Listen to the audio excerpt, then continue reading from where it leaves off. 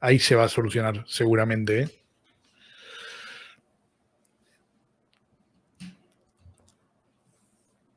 Ahí está. Sí, bueno, para comentar también cómo es que nosotros armamos desde el Ministerio de Defensa, una de las formas, digamos, más rápidas de reforma y de entender cómo era la estructura operativa o el despliegue operativo es cuando contamos con el libro histórico, porque el libro histórico ofrece en general, en sus primeras partes, un listado de oficiales, de suboficiales de revista, oficiales en general, suboficiales a veces sí, a veces no, a veces incluso está el listado de los soldados, anual, ¿no? El libro histórico es anual, se elabora por año y tiene en general una orgánica de la unidad y en general en los listados de oficiales dice cuál es el cargo que ocupan dentro de la unidad, entonces de esa forma es fácil, si uno sabe cómo está estructurada una unidad militar, digamos que de los departamentos dependen las divisiones, las secciones, los grupos, ¿no? Como es toda la estructura en general, se puede ir ubicando, digamos, y rearmando toda la estructura más interna. Lo que sucedía en el caso del Comando de Institutos Militares es que, si bien el libro histórico es un documento que se debe mantener a perpetuidad y se debe remitir al archivo del Ejército, al Archivo General del Ejército, los libros históricos del Comando de Institutos Militares no estaban en el archivo, ¿no? Y no estaban en ningún lado, porque los buscamos cuando hicimos las inspecciones de documentación al Comando de Institutos Militares y a las unidades dependientes y no los hallamos. Lo que sí había, los del periodo, ¿no? 76-83. Estaba el libro histórico del 84, creo del 85 recién, pero lo que sí encontramos en el Servicio Histórico del Ejército es el cuadro de organización normal del Comando de Institutos Militares del año 74, que es un año bastante próximo, digamos, bastante próximo y también con toda la doctrina incorporada, porque la doctrina militar no solo es la doctrina en función de, digamos, de cómo es operativamente esa lucha contra la subversión, sino también tiene un montón de disposiciones organizativas. Entonces, el cuadro de organización normal del 74 nos pareció un documento bastante cercano con el cual comenzar a tener una idea cómo estaba organizado el Comando de Institutos Generales, y el cuadro de organización tiene en general por cada departamento su organización, porque lo que hace es mostrar el detalle de la organización, el personal y los elementos que dependen, no sé, por ejemplo, tiene el departamento de inteligencia, dice cómo está organizado, el personal que lo compone, por ejemplo, un teniente coronel de especialización OEM, que es oficial de Estado Mayor, pero también tiene una pistola, un vehículo, o sea, tiene el registro de la organización normal de la unidad. Y en ese caso, en el cuadro de organización del 74, el Comando de Institutos Militares estaba compuesto por dos divisiones, la división Planes y la división Contrainteligencia. El relevamiento de la documentación del Comando de Institutos Militares, nosotros hicimos el relevamiento 75 en realidad, 74, 75, 83. A lo largo del relevamiento nosotros pudimos ver que se mantenía, digamos, esa organización interna, que existían efectivamente en general dos divisiones, que existía la división Planes a lo largo de todo el periodo y la división Contrainteligencia también, pero que en algunos periodos también aparecía una división Operaciones, que el personal que revistaba en esa división de operaciones firmaba a veces también como división Contrainteligencia, entonces entendemos que ahí pudo haber habido o una denominación, digamos, o Contrainteligencia de operaciones que no registramos, o quizás no existió en ciertos periodos una división Contrainteligencia y esas funciones las asumió una división operaciones. Bueno, y ahí fue donde encontramos algo que nos sorprendió, digamos, que fue la existencia de una sección de operaciones especiales en el departamento 2. ¿Por qué insisto en esto? Porque no es que nosotros, la sección de operaciones especiales era algo que no existía, digamos, en la estructura organizativa de la fuerza, en el marco de la lucha contra la subversión. Existía, pero siempre lo habíamos visto dependiendo de los destacamentos de inteligencia. La sección de operaciones. Eso te iba a Claro. preguntar, en relación si hubo relevamiento de otras unidades, de otros cuerpos, otras jefaturas de inteligencia en otras jurisdicciones, si tenían esa estructura, si había una jefatura Sí, en general tenían la misma estructura interna, una división planes. Es que... Y en ese caso, perdón, ¿no? Sí. ¿Contrainteligencia siempre tenía este vínculo con la sección de operaciones especiales? ¿O de dependencia, No, o de simultaneidad, o de...? No, es que no dependían las secciones, o al menos las que vimos en el destacamento 122, y en el 141 lo recuerdo claramente porque sobre el 141 hicimos un informe porque encontramos mucha documentación cualitativa, digamos, sobre ese destacamento que está en Córdoba, ¿no? Que dependía del tercer cuerpo. En general estaban en los destacamentos de inteligencia y dependían de la primera sección de ejecución. Claro.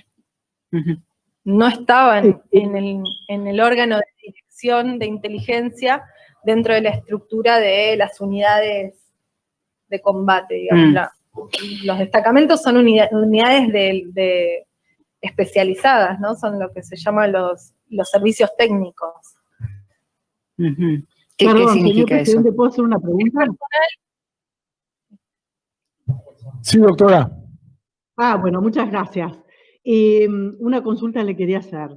En esa documentación del 74-75 que ustedes revisaron, vieron, ¿existía, si recuerda o si llegó a su conocimiento, existía en planificación algún gráfico o algo que diera lugar a entender que ya se estaban formando las cuadrículas, las áreas para operar? En realidad, la documentación del 74, 75, a ver, bueno, le contesto, pero no sé si entendí bien, pero le contesto lo que entendí. La documentación del 74-75, esa disposición, la territorialización, digamos, la división del territorio nacional en zonas, subzonas o áreas, ya se encontraba vigente. La que está vigente en esa época y la que mencionan las directivas es un documento que se llama, es el Plan de Capacidades Marco Interno de 1972, es el que tiene vigencia, y lo cita, digamos, la directiva 404 del 75, pero la idea de la zonificación y de la división del territorio es una idea que ya se había incorporado en el plan CONINTES en el 55, digamos. O sea, no es algo que se define en la década del 70, por eso yo decía que, si bien los reglamentos y toda la modificación doctrinaria, muchos de los que están vigentes, son de fines de la década del 60, en realidad todo esto comienza, digamos, en la década del 50 con el plan CONINTES. Sí, ya sé. Lo que quería saber es si había alguna modificación, ampliación, porque evidentemente la población había cambiado en 2 décadas. Claro. Y entonces, bueno, quería saber si había alguna modificación en cuanto a la división de áreas, subáreas, pero bueno, no importa. Supuestamente desde el plan de capacidades, supuestamente desde el plan de capacidades al 75 no, pero en el 76 se conforma la zona 4 a partir de un parcial 405/76, y sí, ahí se divide. De hecho, la zona norte, que es donde se arma la zona 4, tiene una densidad poblacional bastante particular, por eso hablábamos antes de la particularidad de esa zona en cuanto a densidad de población y en cuanto a la presencia de las industrias. Y sí, obviamente hay una adaptación de toda esa zonificación a lo largo del desarrollo y de las hipótesis que va manejando la fuerza. Y en el 81 también hay otra modificación, aprovecho ya que estoy, lo comento, en el 81 hay otra modificación, todo lo que era la zona 4 pasa a ser la zona 6, y la zona 4 se constituye se organiza otro cuerpo de ejército que se constituye con algunas provincias del centro, que ahora exactamente no me acuerdo, creo que San Luis, San Juan entran dentro de este otro cuerpo que se organiza a partir del 81 más o menos. Muy bien, muchas gracias. No sé si contesté la pregunta. Sí, bueno, perfecto. tratando de volvernos a centrar, y te voy a llevar un poquito más para el 79-80, para irnos más al punto de. Dentro de la G2, ¿cuál era la función, si se pudo reconstruir la función de la jefatura de planes o de planificación, y cuál era la de contraofensiva? Y después la pregunta, la de Contrainteligencia. contrainteligencia, perdón, la de contrainteligencia. Después la pregunta sería, si esas funciones eran operacionales o de dirección o eran conjuntas. Primero te preguntaría, o sea, te pediría que me contestes cuál era la función de cada una. Bueno, yo, a ver, ¿cómo arranco a explicar? Existe un reglamento que se llama el reglamento RC 330, que es de funcionamiento de estados mayores, que explica la organización y el funcionamiento de los estados mayores, donde contempla la posibilidad, digamos, los reglamentos tienen una estructura posible y después cada comandante adapta, digamos, la estructura interna en función de sus decisiones, de su planificación y un montón de cosas. Cuestión que el reglamento, el 330, explica que puede haber una división planes y una división contrainteligencia. También esas dos divisiones están presentes en el reglamento de inteligencia táctica del 77, hay un ejemplo de un departamento de inteligencia donde se explica qué son las funciones. En general, en ambos reglamentos, la división planes aparece como división planes e inteligencia, y la división contrainteligencia como división contrainteligencia. La función de la división planes tiene que ver con la planificación de todas las actividades de inteligencia a desarrollar en función de los medios de los cuales dispone, la elaboración de los planes de reunión de información, de los elementos, la propuesta de los elementos esenciales de inteligencia,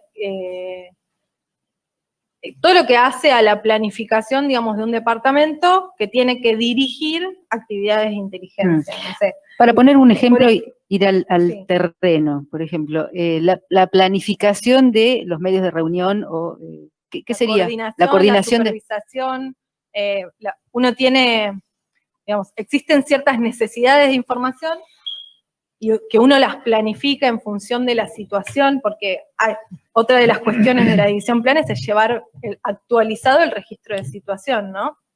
La hipótesis de conflicto en este contexto es la lucha contra la subversión. Bueno, tiene que tener actualizada esa situación. De hecho, si nosotros vemos, las directivas parten de una situación, esa situación la elabora la Jefatura 2 de Inteligencia, que es como en el plano estratégico operacional, cuál es la situación general que maneja el ejército. Cada jurisdicción maneja su propia situación en función de las misiones específicas, y en función de esa situación es que digamos, elabora cuáles serían los requerimientos de inteligencia necesarios, y en función de esos requerimientos y los medios, digamos, de los cuales dispone, no puede elaborar un requerimiento de inteligencia que sea imposible de cumplir con los medios que posee. Correcto. Entonces, un poco la planificación tiene que ver con eso, con cómo organiza el trabajo.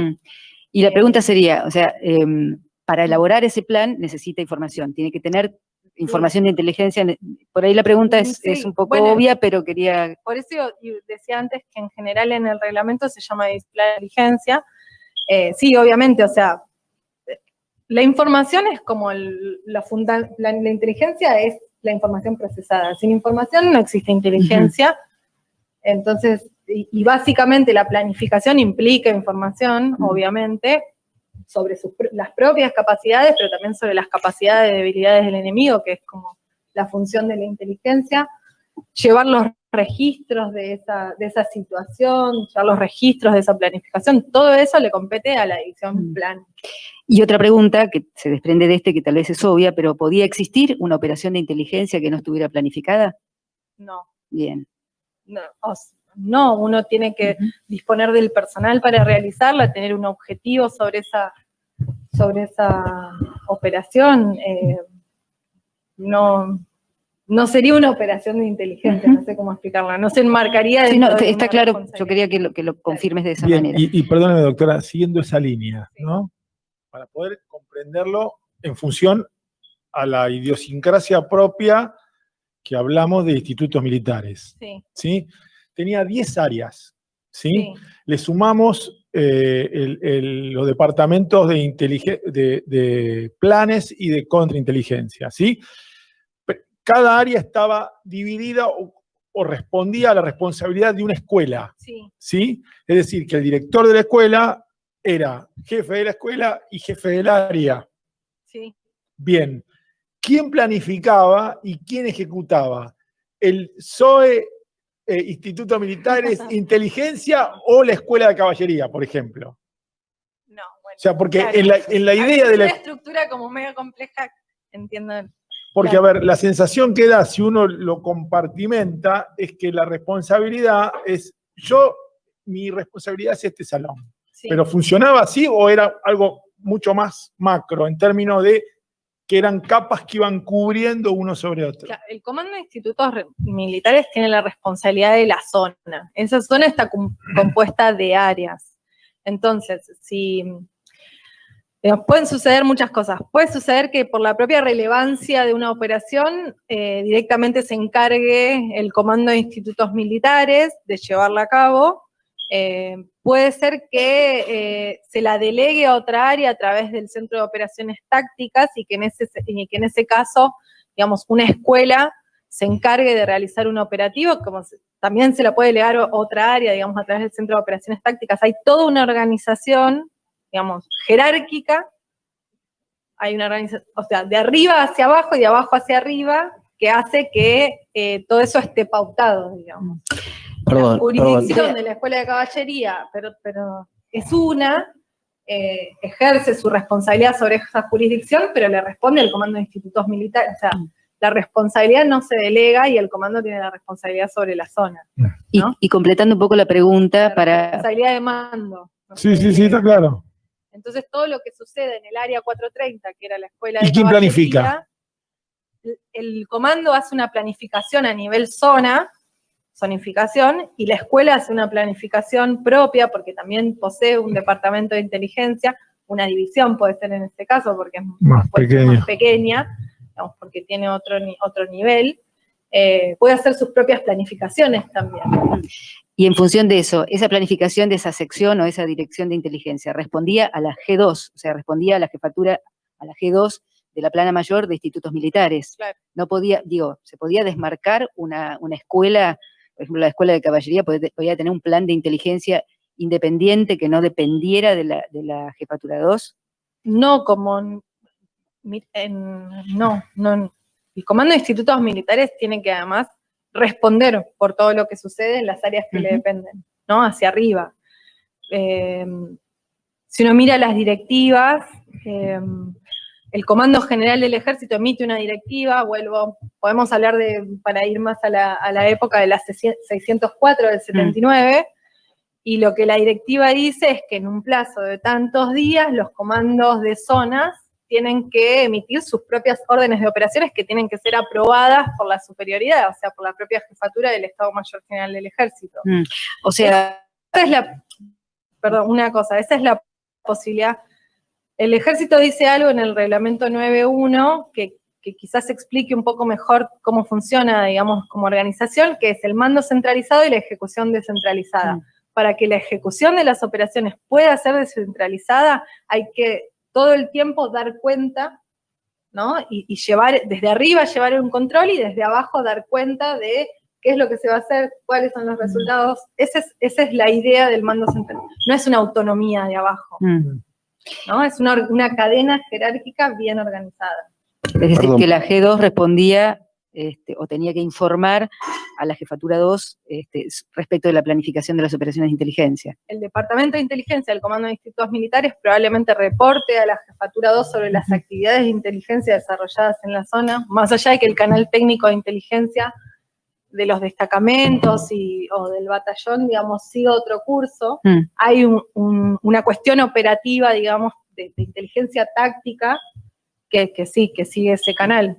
Pensá que la inteligencia estratégica que desarrolla la jefatura 2 del Estado Mayor General del Ejército depende de la evolución de esas operaciones que se llevan a cabo de forma centralizada. Pensar cuál va a ser la situación de la cual va a partir la próxima directiva que uno emita va a depender, digamos, de cuáles fueron las operaciones que se desarrollaron a lo largo de ese año, cuáles de esos objetivos se cumplieron, ¿no? Como cuáles de esos órdenes se cumplieron, como esa es un poco la función, la organización. Por eso la estructura, la cadena jerárquica, otra cosa que dicen los reglamentos es que tiene que ser clara y simple.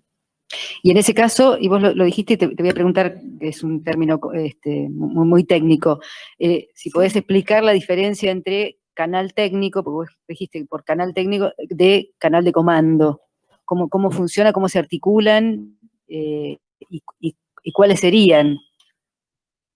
En canal técnico, sí, un canal de comando u orgánico. Orgánico, sí.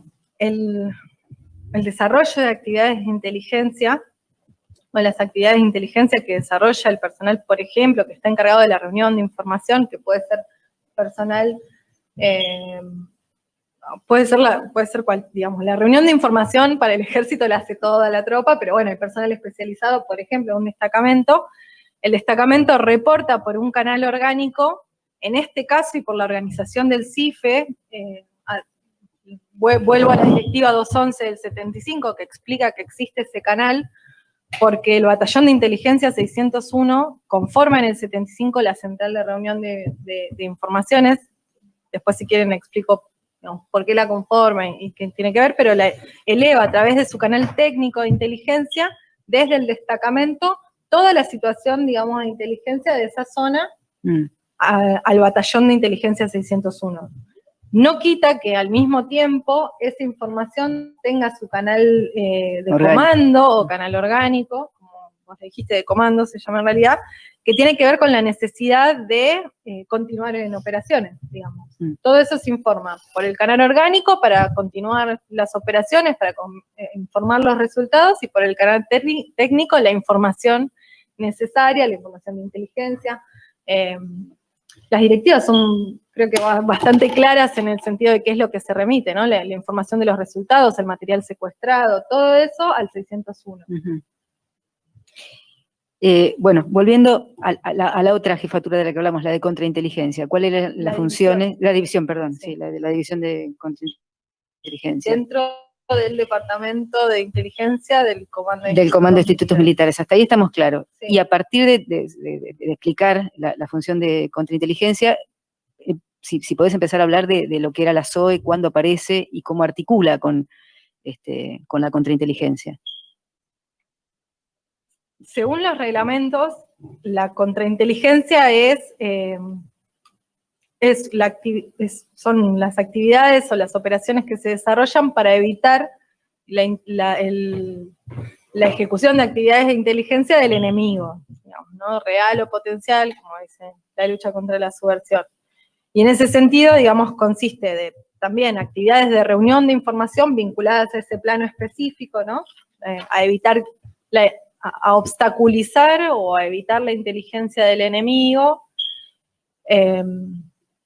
También, bueno, a detectar, digamos, todas las actividades que afecten la seguridad de la fuerza, obstruyan la propia operatividad de la fuerza, bueno, todas esas cuestiones le corresponden a la contrainteligencia.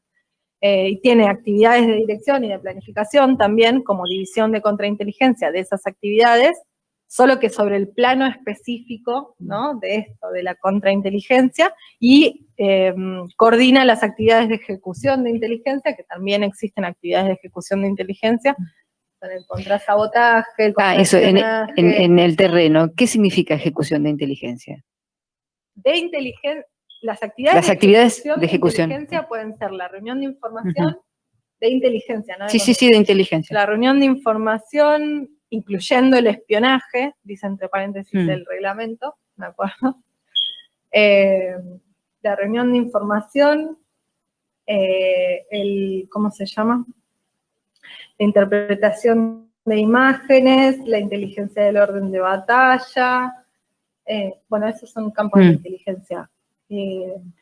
Las actividades de reunión. Y centrándonos Y la contrainteligencia, perdón, tiene actividades de ejecución que son el contrasabotaje, el contraespionaje, la contrasubversión.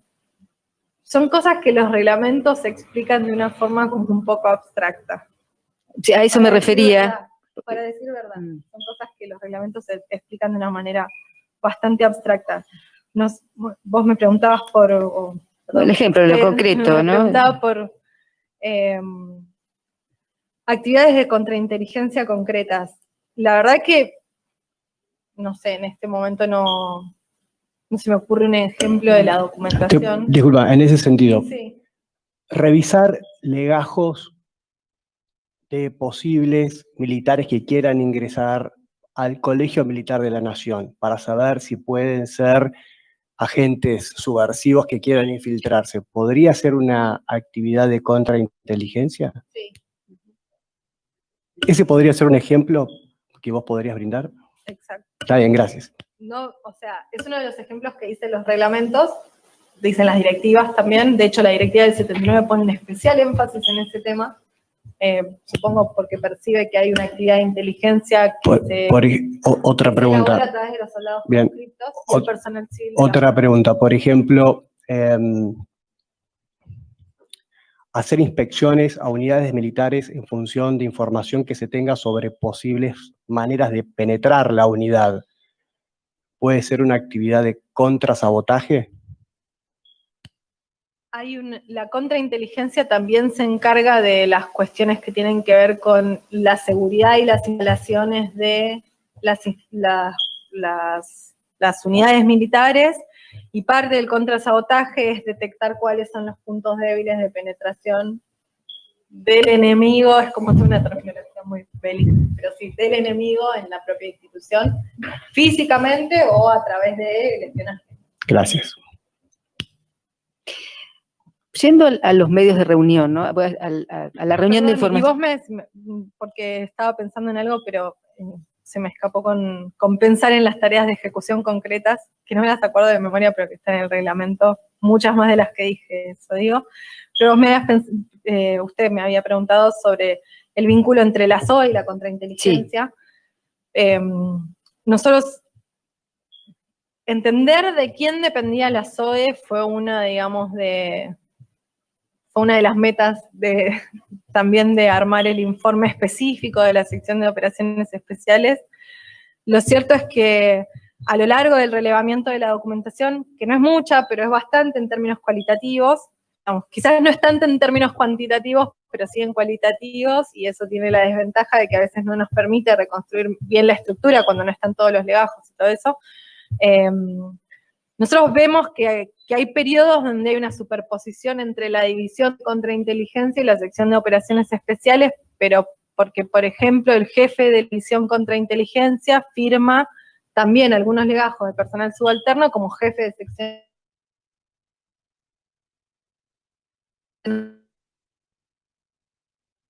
La doble firma, pero también recuerdo, por ejemplo, que el jefe de la división de operaciones también participa de la sección de operaciones, de la división de operaciones. En un momento yo les había dicho que no tenemos el registro de la división contrainteligencia, pero aparece alguien firmando como división de operaciones y que pensamos que es la misma estructura en realidad en el fondo, porque a los subalternos no cambian de destino y les firma primero un jefe de división y después el otro continuadamente. Y en general hay un cambio de destino interno y eso se registra en el legajo. Entonces nosotros pensamos a partir de esa continuidad de firmas, o que hay una continuidad o que hay una superposición entre la división de operaciones también. Y quien es jefe, si no se entiende igual me preguntan, ¿quién es jefe de esa división de operaciones? Que es Vano en ese momento, también tiene una felicitación por participar de la sección de operaciones especiales. A ver, Vano en ese caso, ¿qué sería? Dijiste, ¿firma como qué? Vano tiene la firma como jefe de división operaciones, al personal subalterno, pero tiene en su legajo un reclamo, si mal no recuerdo, fechado en el 80, donde él destaca, digamos, su participación, su accionar en la fuerza. El reclamo es porque no le otorgan el ascenso y uno como militar tiene el derecho de reclamar ante una calificación que considera injusta. Este oficial eleva un reclamo y lo que dice es que destaca, digamos, entre sus méritos de carrera, haber integrado la sección de operaciones especiales y contar con una felicitación del comandante de institutos militares, que en ese momento era Nicolaides. Ujú. Y Algo así como que la operatoria de la sección de operaciones especiales absorbe, más allá del nombre que se le da a la sección, absorbe la actividad. La pregunta es, vos decís que muchas veces no está claro cuál era, si era contrainteligencia, o si era SOE, o si era división de operaciones, pero la pregunta es, ¿la actividad era la misma? O sea, había una Sí, lo que- unidad en la forma de actuar, más allá de cómo se llamara la estructura. entiendo sí, lo que yo insisto desde el principio que nos llamó la atención la sección de operaciones especiales, porque es desarrolla actividades de ejecución. O sea, cuando uno busca en el reglamento cuál es la explicación de qué es porque está en los reglamentos la sección de operaciones especiales, dice, desarrolla actividades subrepticias distintas al resto de las actividades, como da una explicación así al reglamento, ¿no? ¿Y cuáles serían, en lo concreto? No, claro, bueno, el tema es entender qué significa, digamos, cuál es el elemento distintivo. En este caso, una primera cuestión es que es un elemento de ejecución dentro de un departamento que supuestamente tiene las funciones de dirección y que la ejecución la delega en el destacamento. Pero además, el relevamiento de la documentación del personal que desde el 76 compone la sección de operaciones especiales, a nosotros nos dio una idea más cualitativa de qué desarrollaba.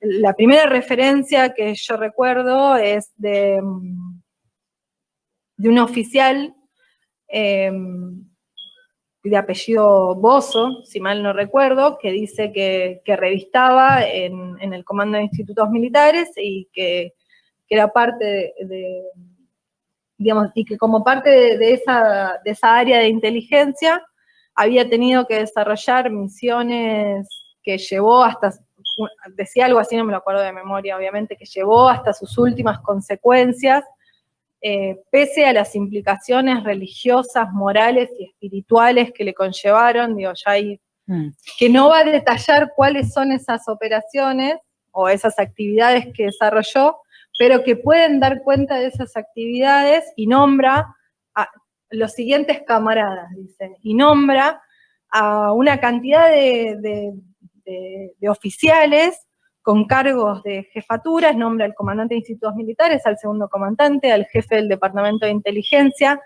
y hay algo más, nombra a personal del batallón de inteligencia 601, al jefe del batallón en ese momento, también a otra persona que revista supuestamente en el batallón de inteligencia, que luego si en algún momento puede explicar el vínculo del batallón con el comando, menciona a una persona que tiene un vínculo particular, y menciona también al jefe del batallón de aviación de ejército. La segunda referencia que encontramos, o otra referencia importante que encontramos, es el legajo de Stigliano con el reclamo y la actuación de justicia. Stigliano habla de cómo se eliminaba, digamos, a las personas que supuestamente que estaban ilegalmente detenidas en el LRD, como le dicen los militares, el lugar de reunión de detenidos, pero que conocemos comúnmente como centros clandestinos de detención. Stigliano explica que se les inyectaba droga quetalar y que se los subía a los aviones y se los tiraba al mar. Entonces digo, ya tenemos dos referencias de personas que revistan, digamos, en esa estructura que dan cuenta, digamos, Stigliano además habla de las operaciones que se realizaban. Después, otra cosa que vemos en el mismo sentido es un reclamo de otro oficial que se llama Martín Rodríguez, que fue en comisión de la escuela de suboficiales del Servicio para el Apoyo de la Escuela, de la SPAC, de la Escuela de Servicios para el Apoyo al Combate, ahí está. Martín Rodríguez también reclama a la calificación impuesta por la Junta, pidiendo que se lo considere como apto para el ascenso, y remarca como sus méritos dentro de su carrera militar haber sido seleccionado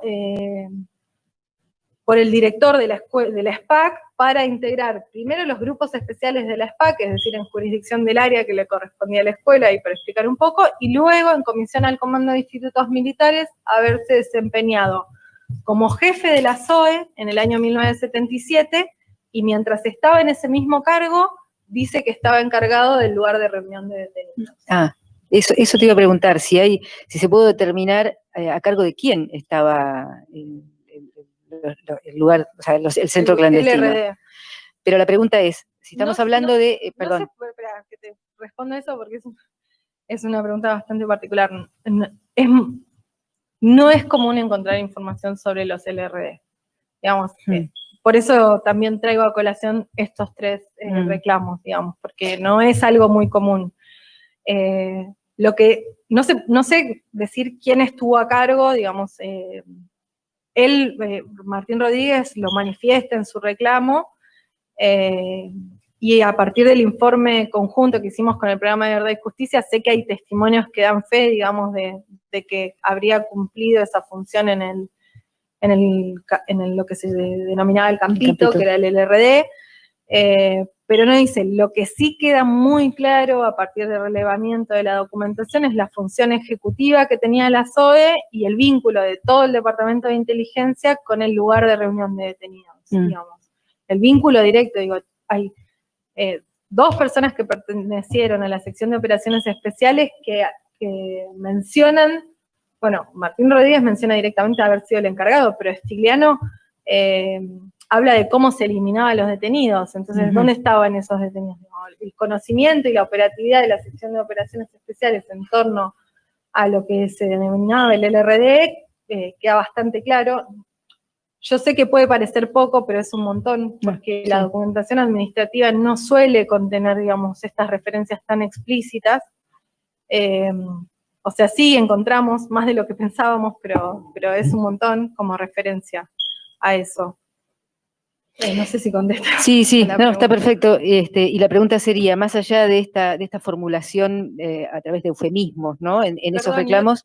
Perdón, porque después me voy a olvidar. Y otra cosa que nos da cuenta de la operatividad de la sección de operaciones especiales son las felicitaciones. Existen felicitaciones en los legajos, digamos, de la operatividad de la sección de operaciones especiales, y nosotros realizamos el informe de la SOE un poco intentando responder a una pregunta que había, a un requerimiento que había llegado de la Fiscalía en ese momento, si mal no recuerdo, o de la justicia en general, sobre la operatividad del ejército en el 79-80, y si bien la SOE existe desde el 76, nosotros entendemos que tuvo una participación bastante específica en el 79-80, porque las únicas felicitaciones que encontramos a lo largo de todo el periodo respecto a la sección de operaciones especiales son las felicitaciones del 79 y del 80. ¿Vinculadas a qué? ¿Qué mencionaban esas felicitaciones? ¿Qué cosas felicitaban? Una de las cosas que no expliqué es que la sección de operaciones especiales se conformaba con personal que era comisionado desde las escuelas al comando de institutos militares. Lo que las felicitaciones hacían era, en los legajos del personal, afirmar que, digamos, en el legajo de ese personal que era comisionado de la SOE, en su legajo figuraba una comisión al Departamento 2 de Inteligencia del Comando de Institutos Militares. Y no hacía referencia a que iban comisionados a la SOE, pero la felicitación decía que durante su comisión al Comando de Institutos Militares habían participado de la sección de operaciones especiales, combatiendo a la subversión y destacaban, digamos, la valentía y el esfuerzo puesto en las operaciones contra la subversión, claramente. O sea, habla de haber obtenido un mérito en el desempeño de una operación. ¿Esas comisiones eran con tiempo determinado? Es decir, ¿se va en comisión de tal fecha a tal fecha o se va en comisión? En general, las comisiones de las escuelas eran, en general para la SOE eran por 2 meses, pero también podía haber comisiones permanentes. Había oficiales que tenían una comisión permanente al Comando de Institutos Militares y por la firma de los superiores, le firma el jefe de la SOE, y tiene por ahí en el 79-80 la felicitación por haber participado específicamente en alguna operación en esa fecha. ¿Se pudo determinar qué cantidad de personal pudo haber funcionado teniendo en cuenta las comisiones, ¿no? Aproximadamente. Y la pregunta es, ¿la SOE era una sola unidad o había distintos grupos que formaban parte de la SOE?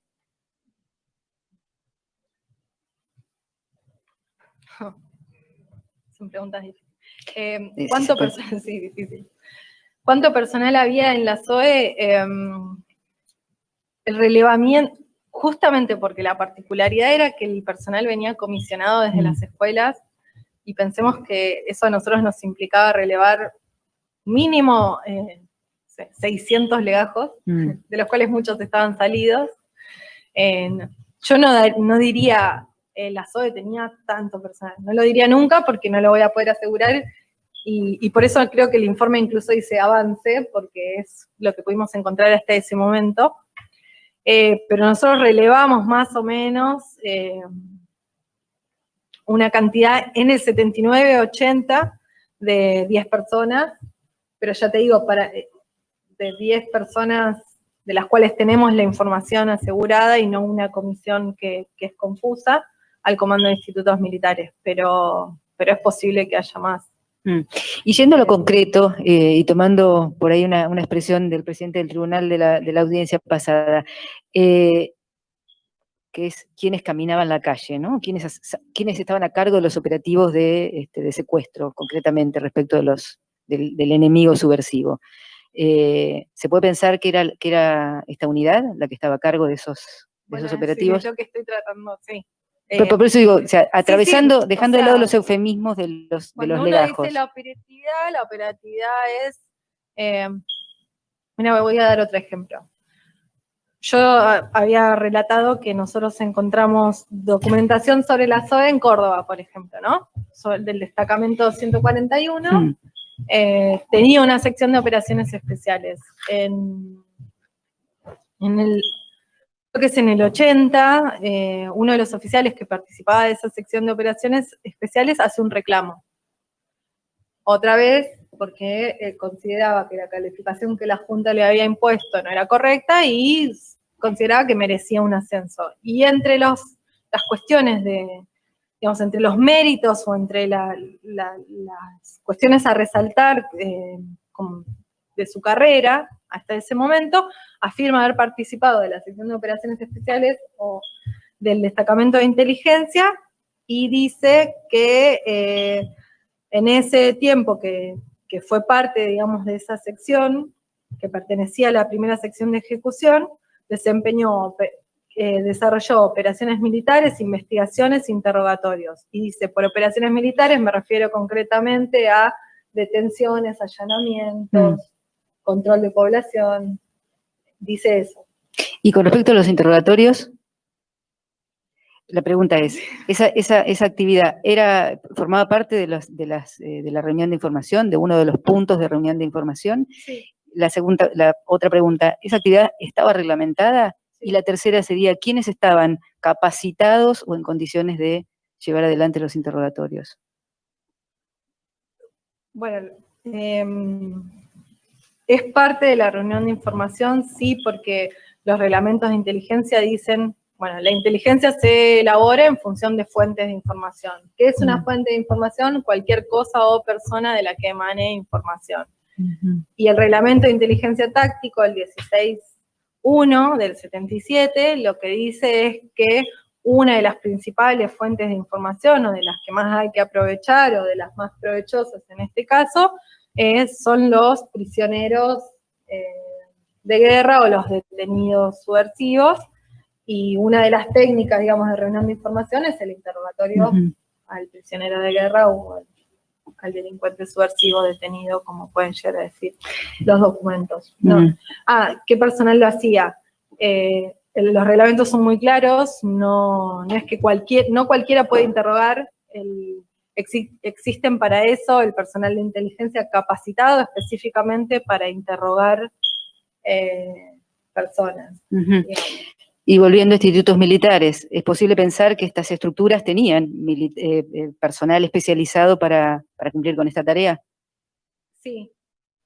O sea, una de las cuestiones que a nosotros nos llevó a desarrollar justamente el informe de inteligencia del Comando de Institutos Militares, fue ver que no solo estaba, digamos, la sección operativa, bueno, la parte del Departamento de Inteligencia, sino que desde el 75 había personal del Batallón de Inteligencia 601, o sea, cuando yo digo la tropa, el personal técnico que está formado para desarrollar inteligencia, entre ellos puede haber personas formadas en interrogación de detenidos, en interpretación de imágenes, en criptografía, digo, todo ese personal especialmente capacitado, que es lo que se denomina el servicio técnico, es personal que revista en general en los destacamentos. Los departamentos de inteligencia pueden tener personal con una especialización de actividades especiales de inteligencia, que es la especialización de estos cursos de inteligencia, pero no necesariamente tienen que tenerla, porque tienen el apoyo de estas oficinas, de estas dependencias técnicas. O sea, a ver si entiendo, ¿esa sería de pronto la función del destacamento 201 en ese caso? ¿Estarías mencionando eso? O sea, sí, puede ser, o sea, ¿el departamento del Comando de Institutos Militares tenía personal con AEI? Sí, tenía. Tenía también en torno a su funcionamiento, o articulaba su funcionamiento con personal del Batallón de Inteligencia 601, que también estaba especializado en, entre otras cosas, el interrogatorio. Y también había personal del destacamento 201. O sea, yo no puedo decir... Perdón, doctora. No te estoy preguntando eso.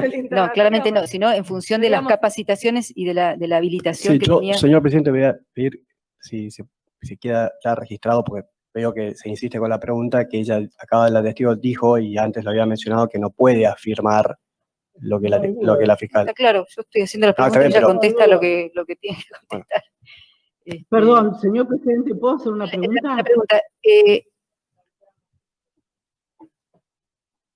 Perdón. Sí, doctora. Sí, bueno, es corta. Si existía algún reglamento o algún articulado donde dijera cuáles eran los medios para interrogar o de qué modo se podía interrogar. Qué buena pregunta. No, como sucede con la sección de operaciones especiales, los reglamentos no son específicos en cuáles eran los métodos de interrogatorio. Creo que eso es algo que se puede reconstruir con otros testimonios, digamos, los documentos no refieren a eso. Lo único que se me ocurre, digamos, vinculado a algo que, digamos, que uno pueda asociar a cuáles eran los métodos del interrogatorio, es el reglamento de operaciones psicológicas, ¿no? Habla de que existen 3 formas de desarrollar operaciones psicológicas, que son, me acuerdo de los últimos 2, que son el persuasivo y el compulsivo, ¿no? Son 2 formas o 2 metodologías. Y, perdón, ¿estás hablando del reglamento del 5.1? 5-2. Ah, del 2. Operaciones psicológicas, RC 5-2.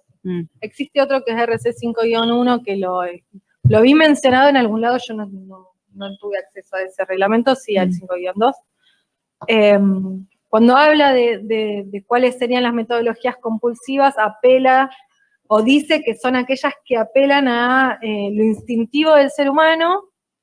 Y si bien las operaciones psicológicas refieren a un montón de cuestiones, digamos, al manejo de los medios de comunicación, a la propaganda, o sea, tienen un montón de otras actividades de ejecución, hacia el final del reglamento habla que el personal de operaciones psicológicas puede participar en los interrogatorios a los detenidos, y pienso en la acción compulsiva y la cuestión instintiva y lo que es de público conocimiento de lo que sucedía en los interrogatorios. Es lo único que se me ocurre asociar a algo que más o menos uno puede hacerse una imagen, pero lo cierto es que ni siquiera es tan claro. No sé si se entiende. No hay, sí. No hay un registro de eso. Está bien. Y sí, me imagino que no debe pero ser... sí, perdón, pero sí hay un registro en varios de los reclamos de personas, digo, porque recuerdo un reclamo en particular que me llamó bastante la atención, de un oficial que dice, a ver, bueno, que habla de su desempeño en la lucha contra la subversión, y en un momento habla de las tareas que tuvo que desarrollar, que le generaron, digamos, implicaciones psicológicas, dice él que tiene problemas psicológicos, que tiene depresión y un montón de cuestiones que denuncia, y le solicita a la fuerza, digamos, que su enfermedad sea considerada adquirida en actos del servicio, ¿no? Como parte del acto del servicio, porque él considera que todo lo que le sucede a nivel psíquico tiene que ver, digamos, con las tareas desarrolladas, y en un momento de su reclamo dice, este oficial de apellido Puig-Domenech, dice: yo sé que el único medio de extraer información a un delincuente subversivo es el interrogatorio, pero hay que presenciar la tortura para ver lo que es. Dice algo así, digo, no sé si textual así, pero él en su reclamo habla de eso. Puig-Domenech reportaba en el 601, estamos hablando de ese Puig-Domenech. 601. Sí. Sí, de hecho en el legajo dice que estaba a órdenes de Guerrieri en un elemento especial combinado que hacía operaciones de inteligencia. Volviendo a esto del elemento combinado, porque habíamos visto que Guerrieri estaba en el departamento del comando. Y Puig-Domenech en el 601, o sea, ese elemento combinado podía estar... Sí, sí. Está bien, por eso la pregunta... Son épocas distintas. Guerrieri estaba en el 75-76 en el Departamento 2 de Inteligencia del Comando de Institutos Militares, y después va, creo que pasa por el segundo cuerpo en el medio, si mal no me equivoco, y después va al Batallón de Inteligencia 601, Pascual Guerrieri, ¿no? Sí. Y estando en el Batallón de Inteligencia 601 es que Puig-Domenech revista, digamos, supuestamente a órdenes de Guerrieri. De hecho, él cuenta lo de la tortura, dice que Guerrieri se ufanaba de cómo se eliminaba a los detenidos arrojándolos al mar. Vos mencionaste un montón de reclamos. Sí. Y verificaste a lo largo de toda tu actividad un montón de reclamos, ¿sí? Un Bien. montón, no, porque Pero no es una situación muy normal. Pero eso, a ver, hay otros reclamos de tipo que no digan, que reclamen y no por cuestiones de la lucha antisubversiva, es decir, no. Sí. Pero, o sea, porque parecería ser que todos los reclamos tienen que ver con tipos que dicen, no, flaco, pará, yo estuve... No, son los que yo estoy haciendo referencia acá en función de explicar, porque, de vuelta, ¿no? Si pensamos que mi relevamiento es sobre documentación burocrática administrativa, encontrar este tipo de información tan cualitativa y que nos permita comprender, digamos, lo que el reglamento dice de una forma abstracta, no es muy común. De hecho, estoy citando los reclamos que considero y eso, digamos... Es un universo acotado. Es un universo acotado y cruzado con otra información del resto de la documentación. Sí, por supuesto. Yo no los recuerdo bien porque, bueno, claramente no eran los que yo me encargaba de asentar, digamos, en un informe y no tengo esa memoria visual, pero recuerdo que había gente que cuando hacía el reclamo remarcaba como un mérito de su carrera haber participado en una campaña antártica, de haber, digamos, desempeñado otras funciones. Sí, eso sí. Bien, y retomando algo al que vos dijiste. Lo mismo con las enfermedades, o sea, hay reclamos que tienen que ver con los ascensos y hay reclamos que tienen que ver con enfermedades. El reclamo es para que la enfermedad sea considerada un acto de servicio y si la persona está digamos, está disminuida en sus aptitudes físicas, el ejército le reconozca esa disminución como su propia responsabilidad y le asigne, digamos, en su pensión ese reconocimiento. Una inquietud. Hay enfermedades que tienen que ver con otras cosas, digamos, que no tienen que ver con cuestiones psicológicas, claramente. Vos hiciste referencia a... porque son cosas que dijo ella, para no ir perdiéndonos, ¿sí? Vos hiciste referencia a la sección esta, desconocido el número, yo le digo sección del 601 en Campo de Mayo. Ah, sí. No era común que el 601 tuviera en una zona, tengo entendido, una oficina, por ponerle un nombre, destacada en el lugar. Bueno, ¿cómo era el vínculo de este grupo del 601 en institutos militares, habida cuenta de la existencia del SOE y habida cuenta de la existencia de las propias divisiones, planes, ejecución, contrainteligencia? Es decir, ¿cómo funcionaba todo ese universo sumado al 601? Sí, no era, en general, El 601 es el órgano de ejecución del Comando General del Ejército, ¿no? De la Jefatura 2 más concretamente. Sí podía brindar, digamos, apoyo a cualquier zona, subzona o área en términos de ejecución de actividades de personal especializado. Esto, un interrogador, un intérprete de ¿Pero era a imágenes. requerimiento o había alguien fijo? Podía ser fijo, pero era personal. No sé cómo explicarlo. Una persona en comisión a determinado lugar, ¿no?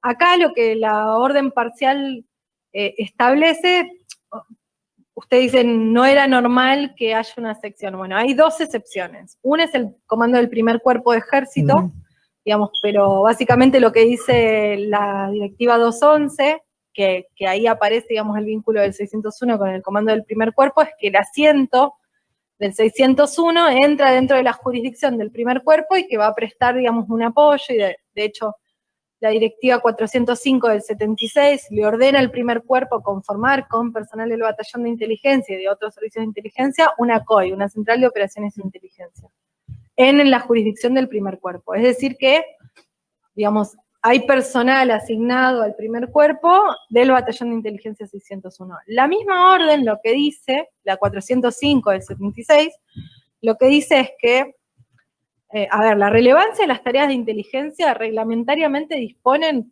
dice, puede ser necesario reforzar el departamento o la división de inteligencia, ¿no? Entonces, el refuerzo no es raro.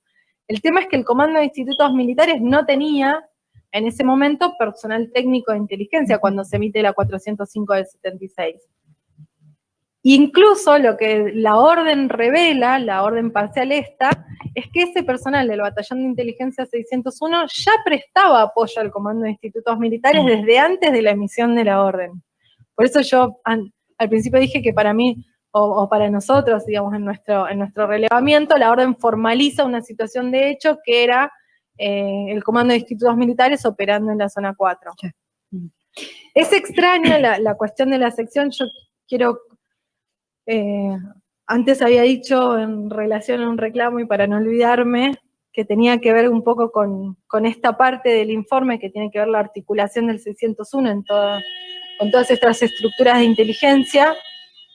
En su reclamo Bozo, nosotros lo primero que vimos en realidad de la presencia del 601 en Campo de Mayo fue el legajo de Leonetti. Leonetti es una persona que prestaba servicios en el batallón de inteligencia 601 y que muere en el operativo que se hace de secuestro de Santucho y Urteaga. Gracias. De Santucho y Urteaga.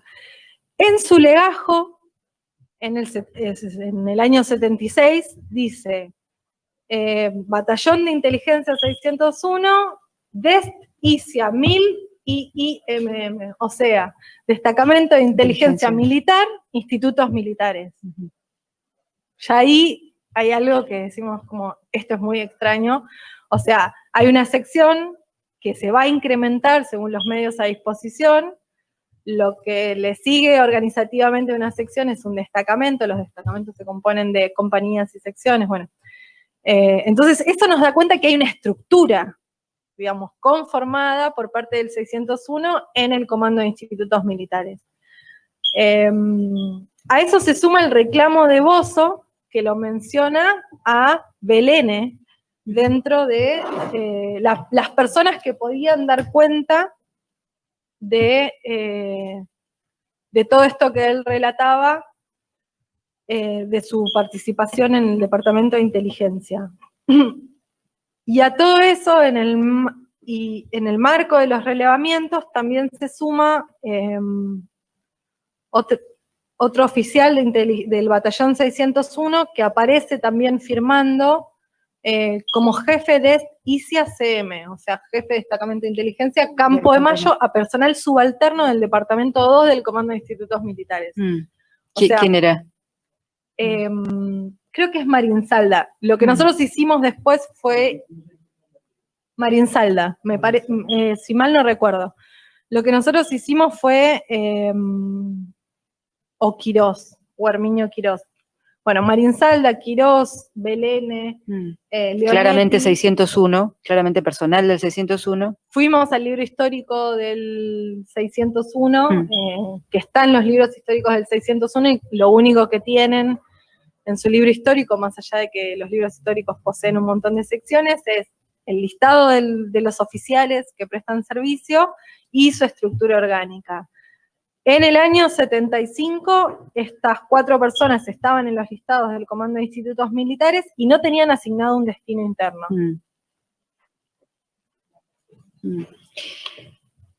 Adentro del batallón, o sea, eso es toda, o sea, eso a nosotros nos da cuenta de que estas inscripciones de DES, ICIA, Militar, CM, Campo de Mayo, Institutos Militares, esas referencias a un destacamento, a algo así como un destacamento, nos da cuenta de que hay una estructura operativa. Nosotros, lo cierto es que eso es lo que pudimos reconstruir sin haber podido ver ningún legajo del 601, salvo el de Leonetti, que estaba fallecido y su legajo estaba en el AGE. Digamos, el resto de los, y que fallece en el 76 y digamos, no tuvo una carrera, digamos, no fue pedido por la justicia, se conservó ahí. El 99,9% de los legajos del Batallón de Inteligencia 601 no estaban en el archivo.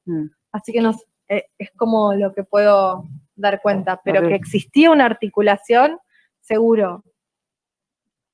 El programa Verdad y Justicia, yo trabajé en el programa Verdad y Justicia, tiene un informe tiene 2 informes sobre el Batallón de Inteligencia 601 que están aportados a la justicia, y ha podido reconstruir mejor, digamos, la operatividad para mí del 600, o mejor no, ha podido reconstruir efectivamente muchos datos sobre el 601, a partir de muchos legajos también de militares, así que yo diría que esa es como una referencia obligada para entender un poco mejor.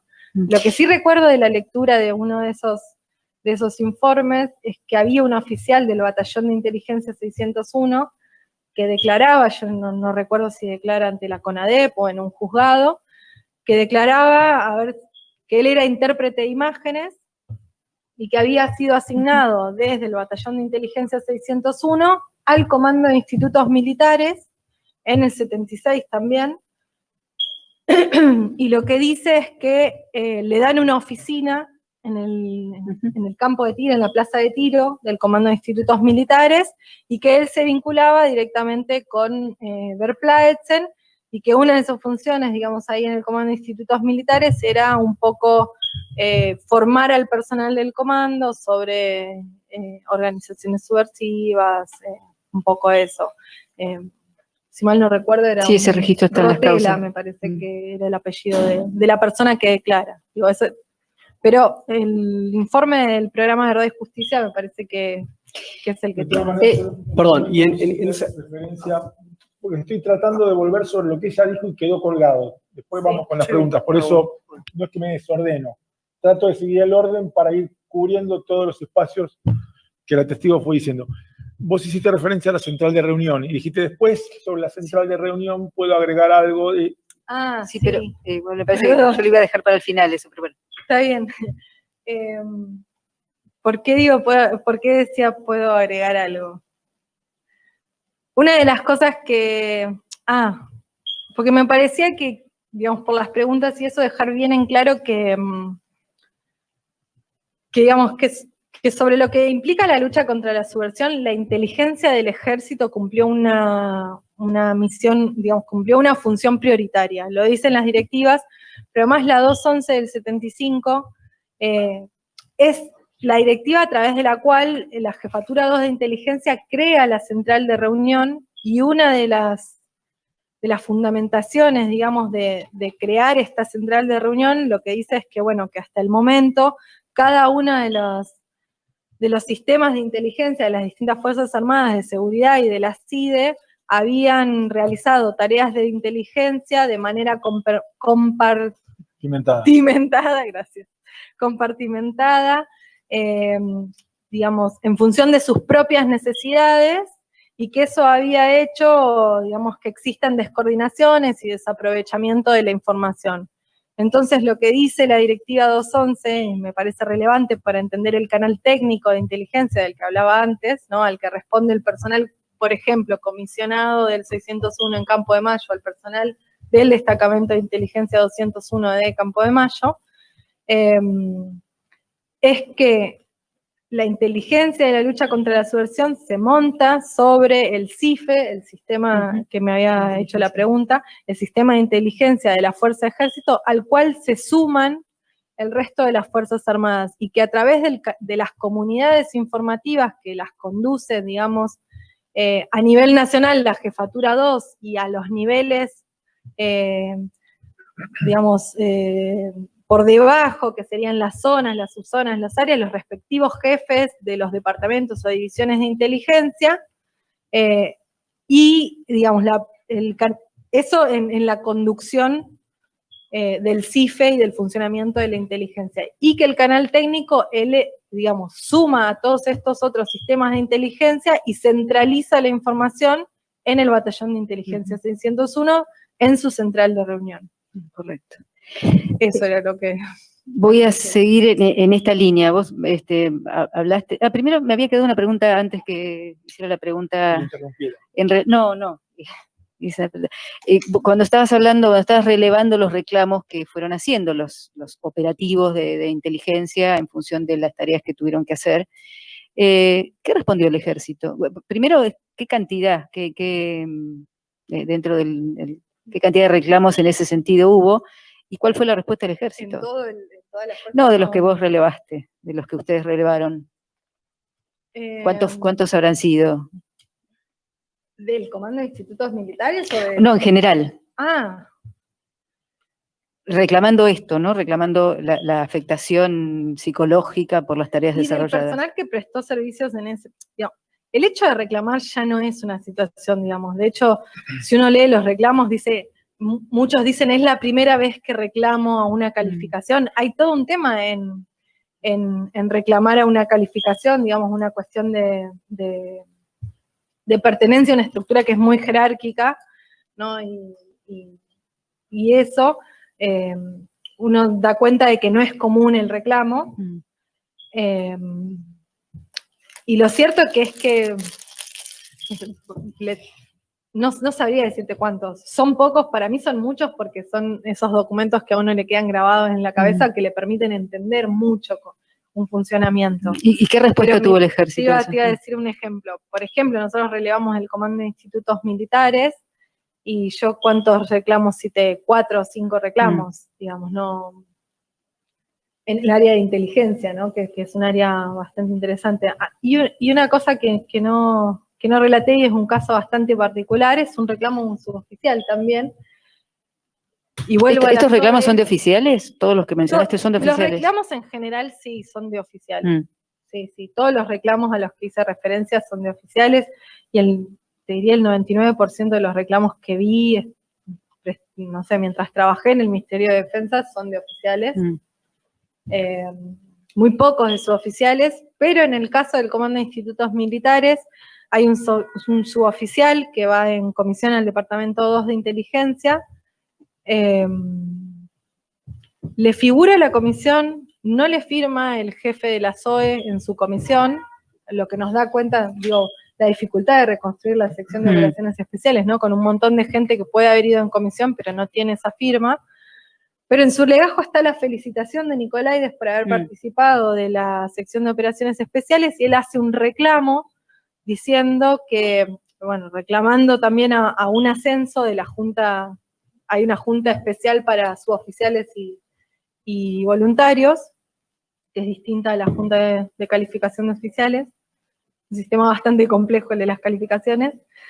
Y él hace el reclamo y dice que formó parte de la sección de operaciones especiales, que consta en su legajo esa participación a través de la felicitación, y dice algo que de vuelta vuelvo a por qué nosotros respondemos el requerimiento 7980 con el informe de la sección de operaciones especiales. Dice que lo pone de corrido, como formé parte de la sección de operaciones especiales encargada de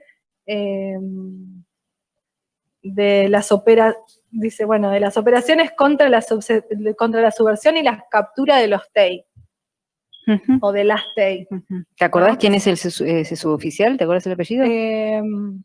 Romero Onofre, Sí, Roberto Onofre Romero Romero. Onofre, es su nombre. ¿Respuestas a esos reclamos? ¿Has podido dar cuenta? Sí, en muchos casos le otorgan el ascenso. ¿Pero se explica, se hace cargo? No. No, el sistema de ascensos es así. Otra de la documentación interesante y cualitativa sobre esto, yo había citado al principio una cosa que decía Verpleitzen respecto de Guerrieri, y es parte de la documentación que se produce en el proceso del ascenso, ¿no? Una de esas son las actas de las juntas de calificación, que son las transcripciones mecanografiadas de reuniones donde oficiales discuten, digamos, los antecedentes, incluyendo la antigüedad, el orden de mérito y su desempeño, en función de los legajos y de su conocimiento a veces personal, como el caso de Verpleitzen con Guerrieri, de los propios calificados. En las actas de la Junta de Calificación se debate, se asigna si está apto o no apto, y en la primera instancia, que es la Junta de Calificación de Oficiales, se dictamina cuál es su calificación, ¿no? Si está apto para el ascenso, si no está apto. Recordemos que la estructura del ejército es un cuello de botella, o sea que a medida que avanzan los grados hay menos vacantes en ese grado. Entonces el ascenso termina siendo en los últimos grados una carrera bastante competitiva, digamos. Una vez que pasa esa instancia de junta de calificación, el oficial tiene el derecho de realizar un reclamo reglamentariamente. Realiza el reclamo y tiene una segunda instancia de evaluación que se llama Junta Superior de Calificación de Oficiales. Ahí vuelven a discutir y muchas veces dicen, bueno, en función de las nuevas, de la nueva información aportada, se otorga o no se otorga el ascenso. Hay casos en los que se otorga, hay casos en los que no se otorga, y recuerdo un caso que había un reclamo por un ascenso que mencionaba su participación en la lucha contra la subversión, y uno de los oficiales que evaluaba, digamos, el reclamo en la Junta Superior dice, ahora le vamos a dar un ascenso a cualquiera que dice que mató una gallinita, así decía. O sea, también hay todo un tema, no sé, sobre esas cuestiones, como que si a uno le daban el ascenso, era un problema también en ese sentido. No sé de qué dependía después que se otorgue o no se otorgue. Es una carrera bastante política también en los últimos grados, la carrera militar. Claro. Yendo a otro punto dentro de la estructura de inteligencia de institutos militares, vos mencionaste el rastro de la presencia del 601, de la forma en que lo fuiste mencionando.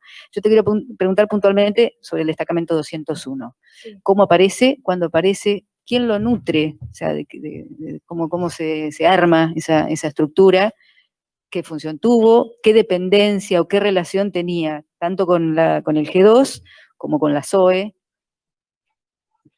El destacamento 201... Perdón, ¿por qué se afirma que tuvo dependencia con la SOE? Yo pregunto. No. Bueno, si tuvo dependencia, Claro. si tuvo dependencia con la SOE, y en ese caso, ¿cuál? El destacamento 201, si mal no recuerdo, su creación está en un boletín confidencial del Ejército de noviembre del 77, dice que entrará, digamos, en funcionamiento en enero del 78, en noviembre del 77 entra en funcionamiento en enero del 78. Luego un boletín reservado de Ejército dice que a los fines administrativos el personal del destacamento de inteligencia 201 va a depender, no va a revisar, va a depender de Campo de Mayo, a los fines administrativos del personal. La dependencia orgánica sería esa. Administrativa. Administrativa, perdón. Administrativa. Sí. O sea, lo que dice el boletín es el personal administrativamente depende de acá, pero la dependencia orgánica del 201 es al comando de instituto, o sea, orgánica. Sí, el 201 se crea para desempeñarse en la jurisdicción del Comando de Institutos Militares. Es su órgano de apoyo e inteligencia. Perdón, dijiste dependencia administrativa de Campo de Mayo. Acá, Comando de Institutos. Bien. Campo de Mayo, sí, cuando digo Campo de Mayo, ¿cómo? Sí, está bien. Me habías preguntado por la articulación de... Sí, ¿cómo funcionaba el 201 con la Jefatura 2 y con el SOE? ¿Sí? ¿Qué tipo de vinculación había? Y después otra pregunta. Vuelvo a poner, porque sigue ¿Qué insistiendo vínculo que había... A ver, ¿qué vínculo había? Si es que había vínculo. Claro, porque se sigue afirmando algo, pareciera que se quiere dirigir el testimonio de la testigo hacia una vinculación que nunca nadie dijo en todo el jucio, por eso es que me parece raro la manera indicativa de la pregunta. Está bien, voy a reformular la pregunta. Me disculpa, doctora, me disculpa. ¿Había vinculación entre el 201 y el SOE? ¿O no había vinculación? Es una muy buena pregunta. No fue mía. No.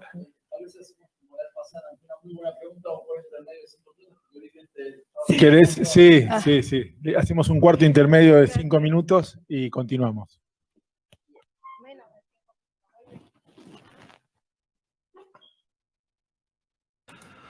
Bueno, un nuevo cuarto intermedio. Esta vez, por suerte, no tiene que ver con una cuestión técnica como sucedió en otras circunstancias, así que eso nos da como cierta tranquilidad para continuar y poder decirte que estamos en 4 horas 15 minutos de transmisión especial de La Retaguardia y del Diario del Juicio, y que estamos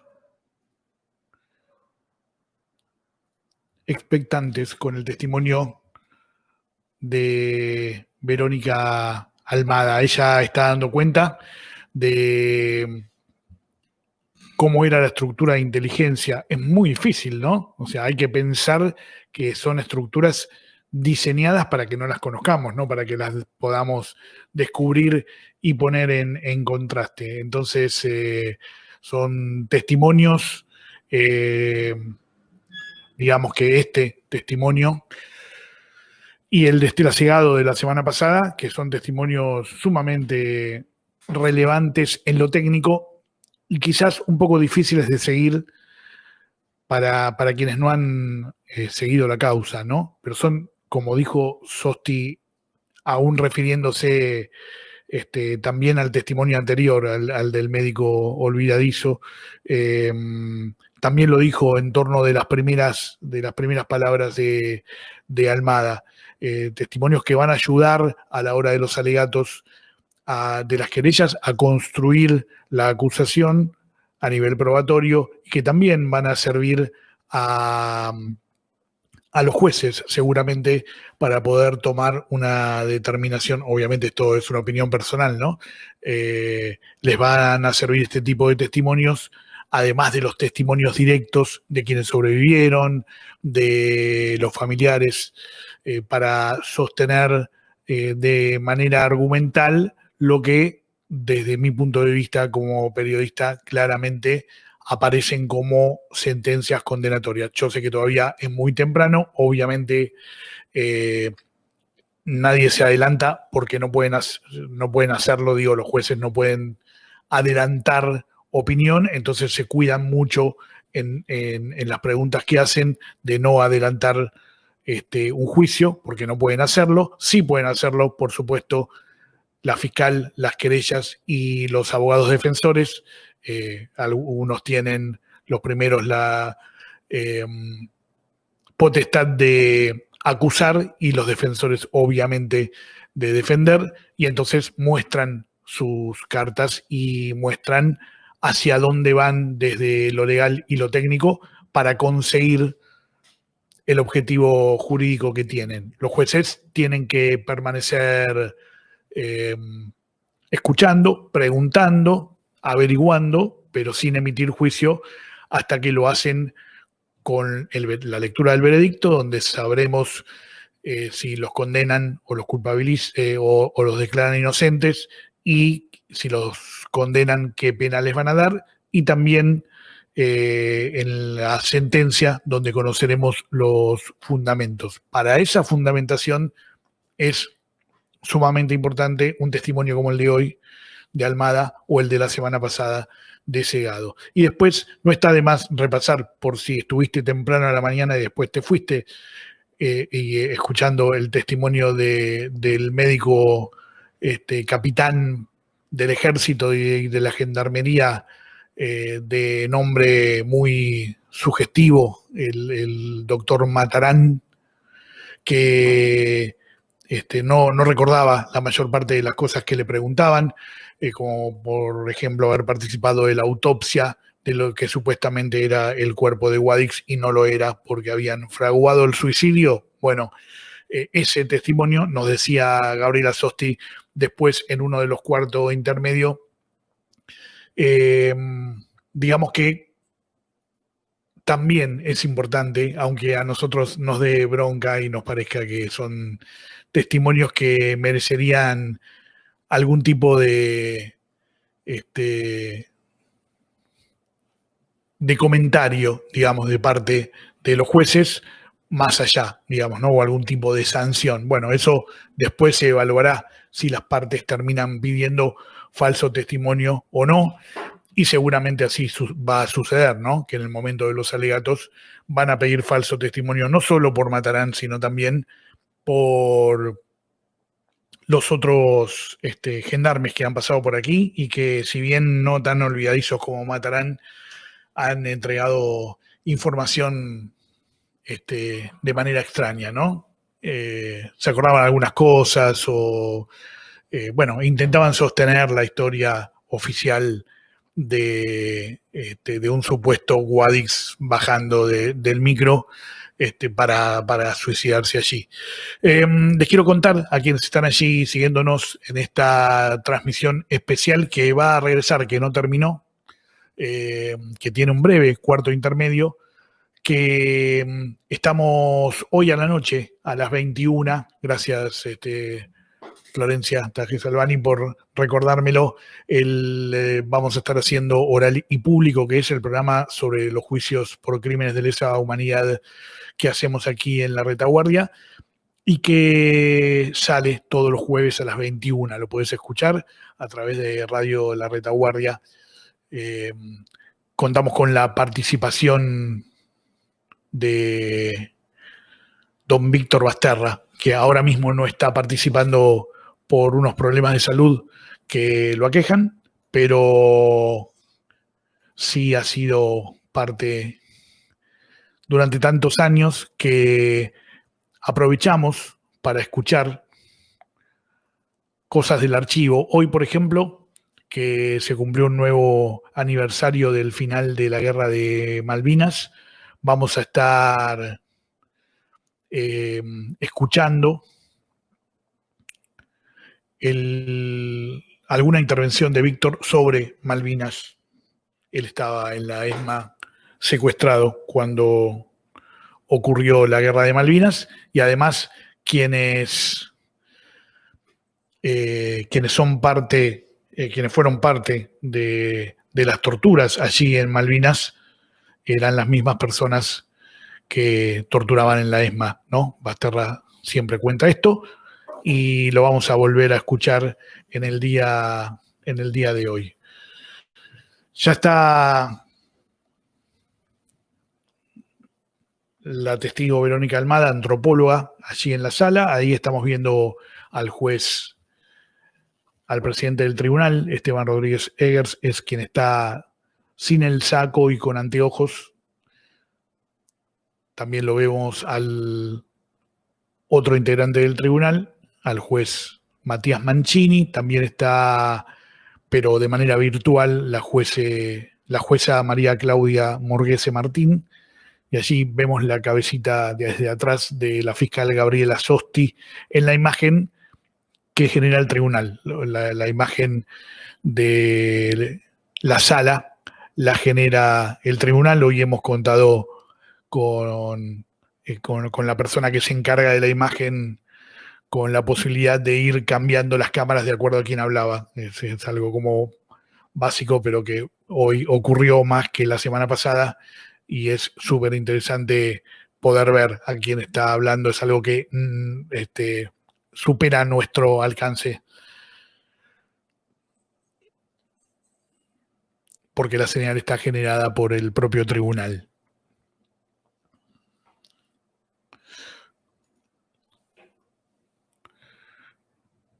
Ella es la jueza Morguese Martín, está en su casa. Vamos a partir de la pregunta.